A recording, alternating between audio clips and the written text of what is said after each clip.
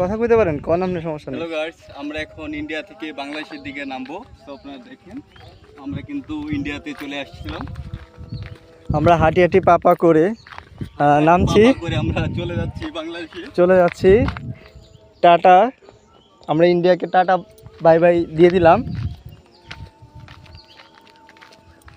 খুব রিক্সে আছি, এই জন্য হয়তো বা ক্যামেরাটা একটু উনিশ বিষয়। যদি পা যদি স্লিপ করে যায় তাহলে কিন্তু আপনি বুঝতেই পারতেছেন যে কতটুকু নিচে আমাদের বাংলাদেশ।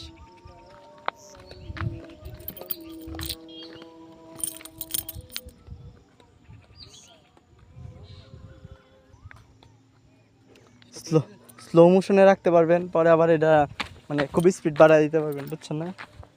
করতে থাকলে পরে কাট করে